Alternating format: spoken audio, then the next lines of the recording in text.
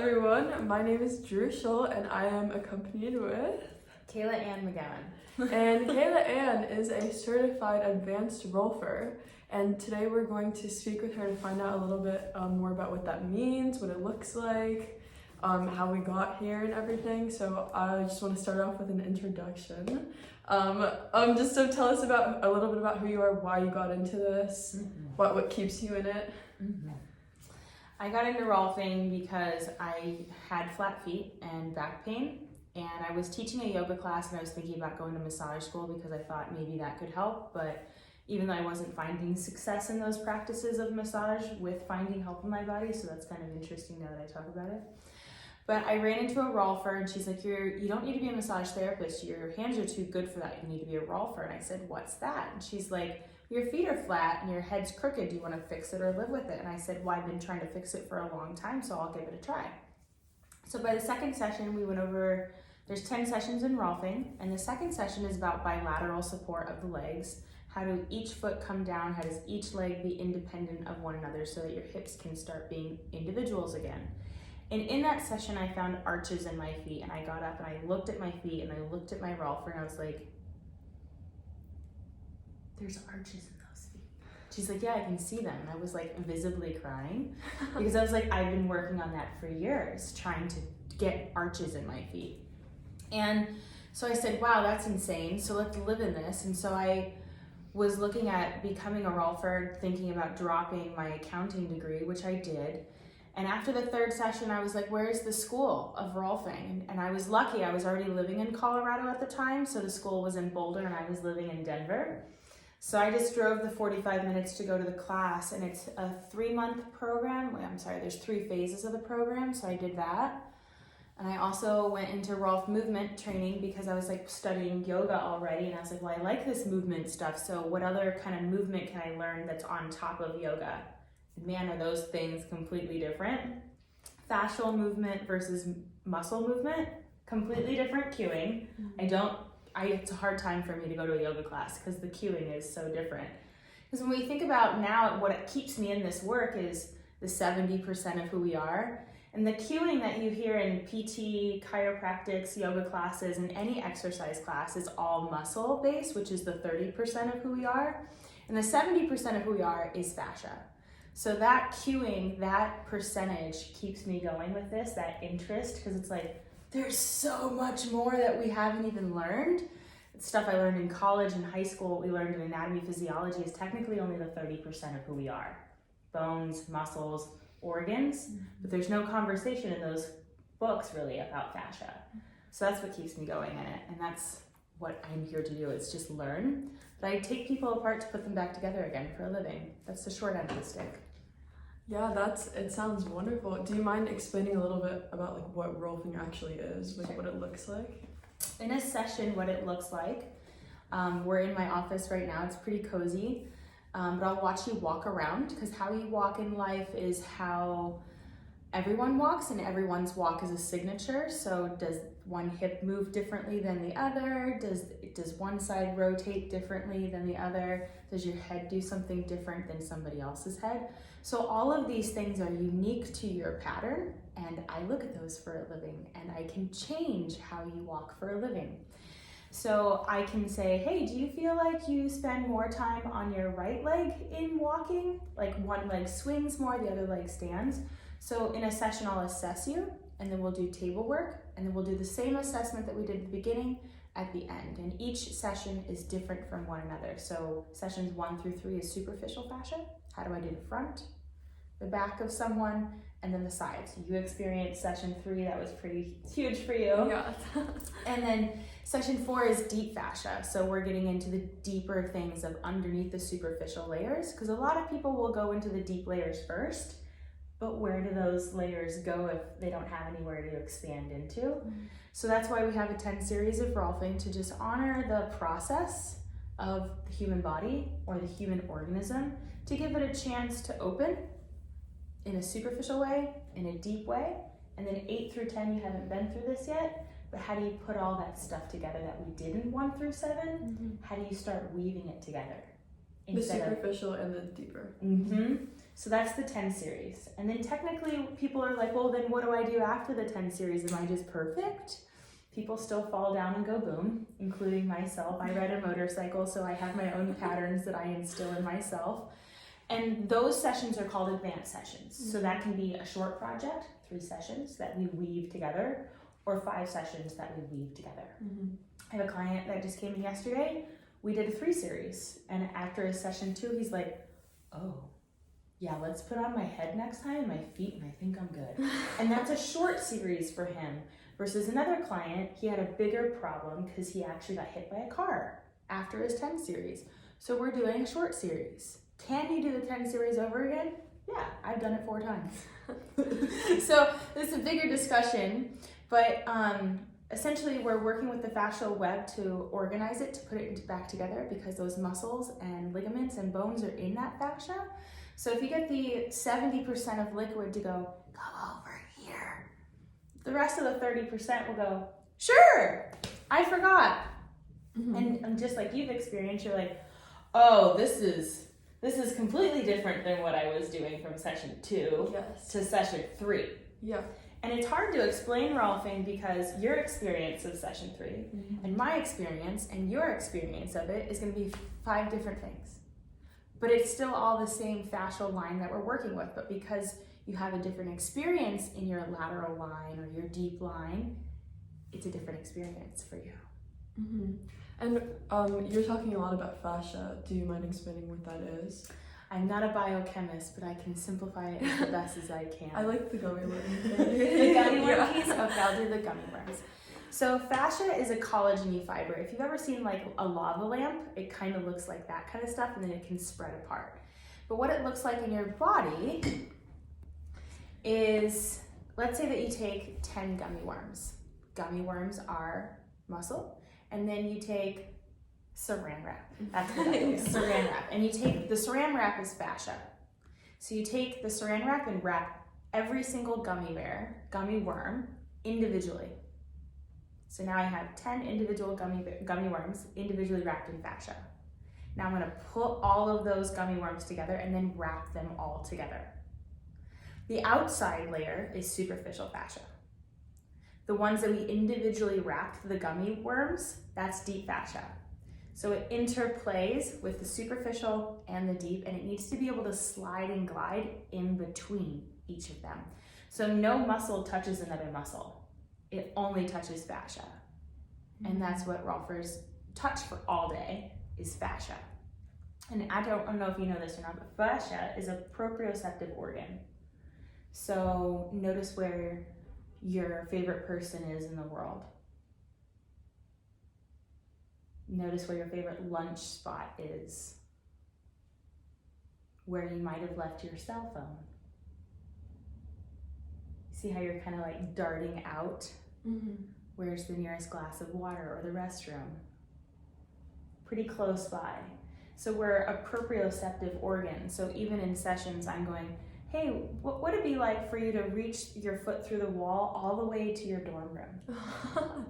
That might be a different direction. So I use those cues because we're proprioceptive organs, and the cues I give you in a session is your homework to work with in your body.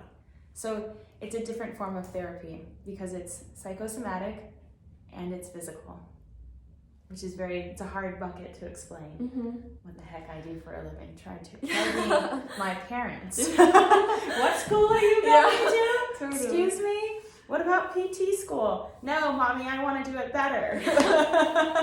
So what does an adjustment look like? So you have a client on the table and you're sort of like, you're pulling, you're pushing, you're twisting. I'll pin something down that I can feel doesn't move. Can I show on this video? Sure. So feet on the ground, let that foot come down, put up there. So if I see something going on, let's just pick a shoulder, then I'm gonna go, okay, I know this muscle goes in here with the bicep. So I'm gonna hold it here and then go, does it like to go down? Does it like to go? It doesn't really like to go up all the way. So I'm gonna hold it where it might wanna go. I'm gonna go to its distal end and wait. And also vector, like my bottom hand doesn't need to go in more, doesn't need to go out. Oh, it doesn't like to go that way. But it wants to go this way to start to release. So each person has a certain vector that they need, and I'm just holding it in place and calling for motion. What's it like to imagine that you have noodles coming out of your fingers? Wow, it just makes my arm extend even more. And I don't know if you can see it on the camera, but this whole time my arm has been just growing. Yeah. So I'm using tension, I'm holding something, and then I'm giving the organism something to organize with, which reorganizes the entire fascial system and its whole system. And now what's that arm feel like versus the other?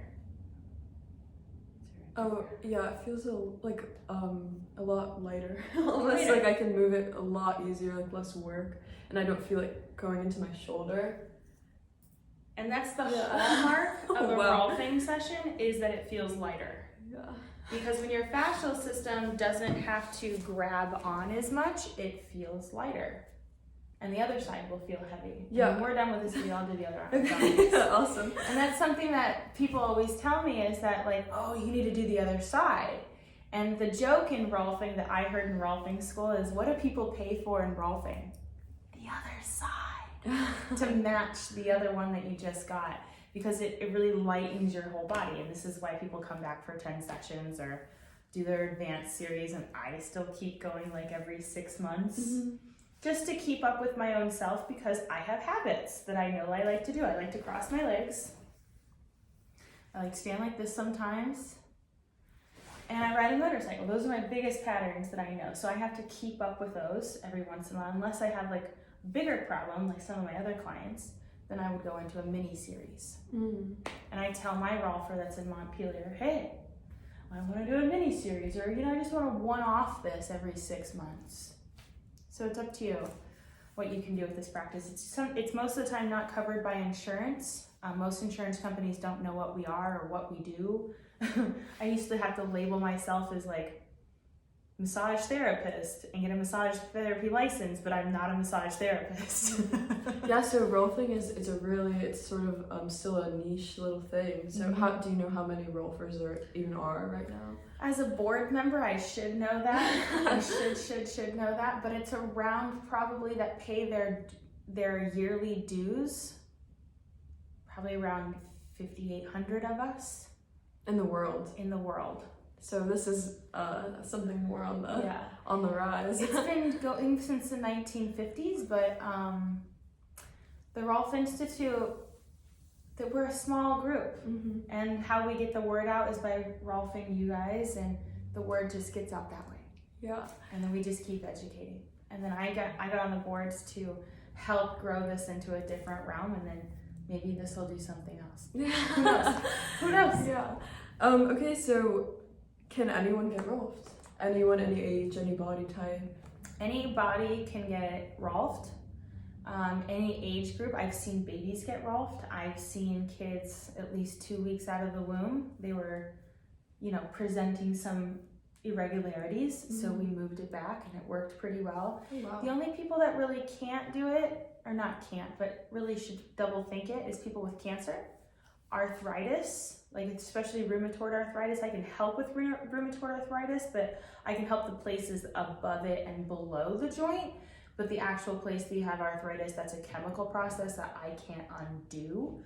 But I can make the places above it and below it go, oh, that's lighter, I can take that now. Yeah. Cancer, obviously, like I don't want to spread that through your body, because that's pretty rapid. But other than that, and if I'm missing anything with the other Rolfers out in the Rolfing police world, Rolf police. Yeah, so it sounds like it's very accessible, and I know we've talked about even Rolfing getting done on horses. Mm-hmm. Yeah. Yeah, my friend Saxon has a business. They Rolf the horse, and then I Rolf the rider.